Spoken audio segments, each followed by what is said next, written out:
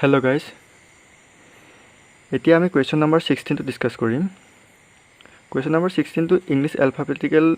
order আছে আৰু সেই অৰ্ডাৰ মতে আমি চাই পেলাই এই খালি ঠাইটো পুৰাব লাগে.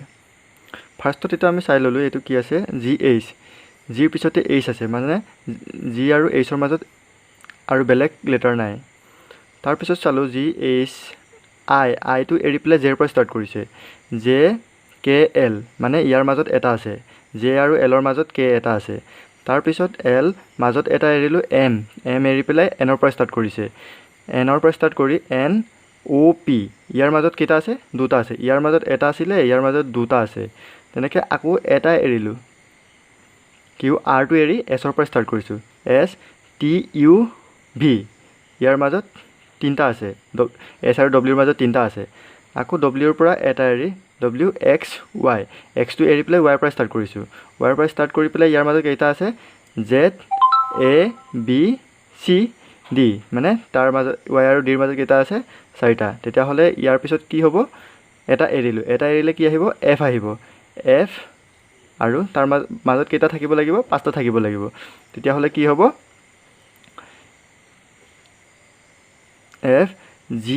H I J K L মানে FL FL তেতিয়া হলে ইয়াৰ আনসাৰটো হ'ব অপচন নাম্বাৰ C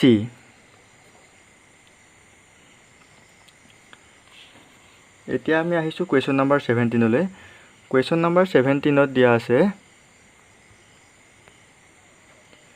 লহাগু ইমান আৰু গসাউ ইমানৰ পূৰণফল উলিয়াব লাগে এই সংখ্যা দুটাৰ লহাগু আৰু গসাউৰ পূৰণফলটো উলিয়াব লাগে সংখ্যা দুটা আমি দেখিছো একেই 4/3 আৰু 9/16 ৰ লহাগু আৰু 4/3 আৰু 9/16 ৰ গসাউ আমি এটা কথা জানো যে লহাগু পূৰণ গসাউ সমান সংখ্যা দুটাৰ পূৰণফল তেতিয়া হলে সংখ্যা দুটাটো আমাৰ একেই ইয়াৰ লহাগু আৰু এই গসাউ দুটা সংখ্যা একেই তেতিয়া হলে আমি কি কৰি দিবলৈ সংখ্যা দুটা পূৰণ কৰি দিলে হৈ গল লহাগু আৰু গসাউ ওলাই যাব সংখ্যা দুটা কি 4/3 * 9/16 সমান 4 × 36 3 × 16 48 কটাকটি কৰি দিলো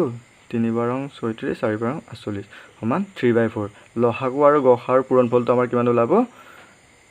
3/4 সমান অপচন নাম্বাৰ A এতিয়া আমি আহিছো কোৱেশ্চন নাম্বাৰ 18 লৈ কোৱেশ্চন নাম্বাৰ 18 ত দিয়া আছে তলত উল্লেখ কৰা সংখ্যাবোৰৰ ভিতৰত অমিলটো বাছি উলিওৱা ইয়াৰ কোনটো অমিল হেতু বাছি উলিয়াব লাগে আমাৰ 25 টো চাইছো 25 36 64 78 আমি 25 টো চাইছো এইটো এটা পাৰফেক্ট স্কয়াৰ মানে বৰ্গ সংখ্যা হয় 5 ৰ বৰ্গ 25 এইটো চাইছো ইয়াৰ 6 ৰ বৰ্গ 36 এইটো চাইছো 8 ৰ বৰ্গ 64 কিন্তু এটো কাৰো বৰ্গ সংখ্যা নহয় 78 টো কাৰো বৰ্গ সংখ্যা নহয় এই বাকি গুটেই গিটা বৰ্গ সংখ্যা কিন্তু এইটো 78 টো কাৰো বৰ্গ সংখ্যা নহয় তেতিয়া হলে ইয়াৰ ভিতৰ অমিলটো হ'ব এইটো এতিয়া আমি আহিছো কোৱেশ্চন নম্বৰ 19 লৈ ইয়াত আছে NME ICT কোন বছৰত আৰম্ভ কৰা হৈছিল মানে national mission on education through ICT এইটো কোনটো বছৰত আৰম্ভ কৰা হৈছিল এইটো আৰম্ভ কৰা হৈছিল 2009 এতিয়া আমি আহিছো কোৱেশ্চন নম্বৰ 20 লৈ আমাৰ এটো দিয়া আছে যদি এটা ট্ৰেপিজিয়ামৰ উচ্চতা 8 cm আৰু সমান্তৰাল বাহু দুডালৰ যোগফল 16 cm হয় তেন্তে ট্ৰেপিজিয়ামটোৰ কালি উলিওৱা আমি ফাৰ্ষ্টত ইয়াৰ কাৰণে জানিব লাগিব ট্ৰেপিজিয়ামটোৰ কালি উলিওৱা ফৰ্মুলাটো এটো ট্ৰেপিজিয়ামৰ কালি উলিওৱা ফৰ্মুলাটো হৈছে 1/2 A + B মানে এই বাহু দুডালৰ যোগফল এইটো পূৰণ H মানে এই সমান্তৰাল বাহু ট্ৰেপিজিয়াম মানে কোনটো ট্ৰেপিজিয়াম হলে কেনেকুৱা হয় এনেকুৱা হয় ইয়াৰ এই সমান্তৰাল বাহু দুডালৰ যোগফল এইটো আৰু এইটো AB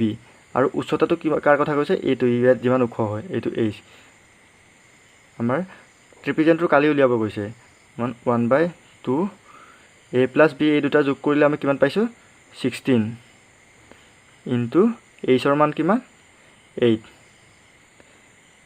সমান এটো কটাকটি কৰি দিলো